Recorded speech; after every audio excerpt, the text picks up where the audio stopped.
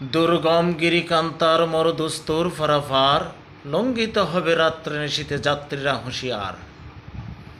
1977 সাল 6 ফেব্রুয়ারি ঢাকা বিশ্ববিদ্যালয়ের কেন্দ্রীয় মসজিদ থেকে 6 জন মানুষ নিয়ে ছাত্র শিবিরের যাত্রা শুরু এবং 33 বছর এই ঢাকা বিশ্ববিদ্যালয় ছাত্র শিবিরের রাজনীতি টেক দিয়ে রাখা, নিষিদ্ধ রাখা, সেই ছাত্র শিবির 1.5 দশকের জুলুম নির্যাতন পেরিয়ে আজ 2025 9 সেপ্টেম্বর ঢাকা বিশ্ববিদ্যালয়ের জাতীয় সংসদ নির্বাচন, ঢাকা বিশ্ববিদ্যালয়ের ছাত্র সংসদ নির্বাচনে বিজয়ী হয়ে তারা সামনে আসা একই অবস্থা।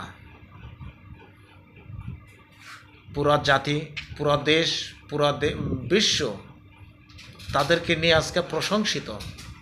সবাই দোয়া করবেন যেন তারা এই বাংলাদেশের রাষ্ট্র সমাজকে যেন ইনসাফের একটা সমাজে পরিণত করতে পারে, রূপ দিতে পারে।